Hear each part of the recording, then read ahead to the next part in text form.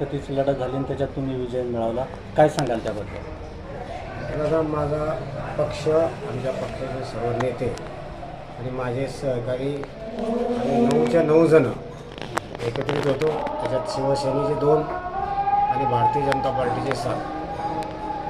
त्याला अटीतटीची म्हणता येणार नाही. त्याचं कारण सांगतो, सगळेजण एकच झाले. राष्ट्रवादी, काँग्रेस, उबाटा, शिवसेना अर्धी, तरीसुद्धा आमच्या भारतीय जनता पार्टीच्या नेत्यांनी आणि आमच्या सर्व सहकाऱ्यांनी, कार्यकर्त्यांनी काल दाखवून दिलं की भारतीय जनता पार्टी किती मजबूत तालुक्यात, जिल्ह्यात आहे. कारण तुम्ही बघितलं, महानगरपालिकेतही तुम्हाला अनुभव आला आणि आताही पंचायत समितीला किती त्यांनी सगळे एक झाले, सगळे.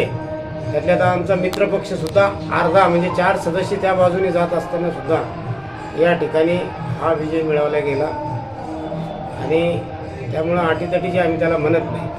आता 100 जण कौरव एकीकडे झाले, आम्ही 5 पांडव जरी होतो, पण आम्ही पुरून उरलो त्यांना, हे मात्र काल सिद्ध झालं. माजी विरोधी पक्षनेत्यांनी आक्रमक भूमिका घेतली आणि तुमची कॉलर पकडण्यापर्यंत हिंमत गेली, तर त्याच्या संदर्भात पक्षश्रेष्ठीकडे काही तक्रार वगैरे? त्यांच्या आईवडिलांनी जे त्यांना शिकवलं ते त्यांनी केलं. माझ्या आईवडिलांनी मला जे शिकवलं ते मी केलं. मी संयम ठेवला, कारण मी माझ्या पक्षाचं काम करतो, मी माझ्या नेत्याचं ऐकतो, मी माझ्या लाईनवर काम करतो. आता त्यांनी काय करावं हा त्यांचा प्रश्न होता. पण त्यांनी जे काही केलं ते अत्यंत चुकीचं काल त्या ठिकाणी केलं. त्यांनी त्यांचे सदस्य सांभाळले नाही आणि दोष दुसऱ्याला देत आहे, ही बात मात्र अत्यंत चुकीची आहे. परंतु आम्ही अशा सगळ्या गोष्टीला आम्ही भीक घालत नाही. काय ॲक्शन घेतली का त्याच्यावर? ॲक्शन अजून काही घेतले नाही. पक्ष जो काही आदेश देईल त्या पद्धतीने ते होईल. त्याच्यावर काय ॲक्शन घ्यायची? शरद पवार साहेबांसारख्याच्या तोंडात मारले गेले. हे छोट्या विचाराच्या लोकांचं हे काम राहतं. आपण मोठ्या विचाराचे लोक आहे, आपण काय त्या भानगडीत पडायचं? नाना, आव्हान खूप मोठं आहे. ग्रामीण भागामध्ये पाण्याची समस्या असतील किंवा शेतकऱ्याचे प्रश्न असेल, तुमच्या पुढं आव्हान खूप मोठं आहे. कसं आव्हान पेलवणार? आणि सहज पेलू. हे बघा, मी 3 टाईम पंचायत समिती मेंबर राहिलो.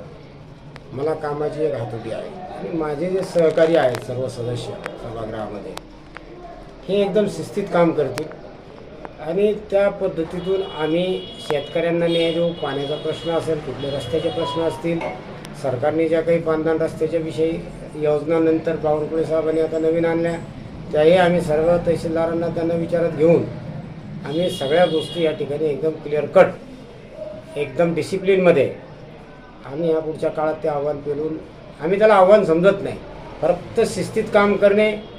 आठवड्याला एक चांगली बैठक, मॅरेथॉन आमची सदस्यांची बैठक, सर्व कर्मचारी अधिकारी घेऊन आम्ही आठवड्याला एक बैठक आढावा घेणार आणि एक मोठी तालुक्याच्या लेवलवर 50 दिवसात एक आम्ही बैठकीचं नियोजन करतो आहे. आता आम्ही सगळं सदस्य आमचे तिथं बोलवलं, सभापती वगैरे, आम्ही बसून तो एक आराखडा तयार करतो. 50 दिवसाचा आराखडा, 50 दिवसाचा हिशोब, प्रत्येक 50 दिवसात तालुक्याला आम्ही देण्याचे प्रयत्न करतो. काय असेल त्याच्यामध्ये, काय वेगळं पण काय असेल ना 50 दिवसाच्या आराखड्यामध्ये? आतापर्यंत ज्या तक्रारी पंचायत समितीमध्ये होत्या, सर्वसामान्य शेतकऱ्याची पळवणूक व्हायची, पुढं अनागोंदी कारभार चालायच्या, कोणाच्या फायली गायब व्हायच्या, कोणाला विहिरीच्या असतील, गायवट्याच्या असतील, घरकुलाच्या असतील, बांधकाम रस्त्याचे असतील, एमआरजीचे कामाच्या संदर्भातल्या मागच्या जुन्या तक्रारी असतील, या सगळ्या गोष्टी आम्हाला या ठिकाणी पुढच्या काळात नीट करायच्या.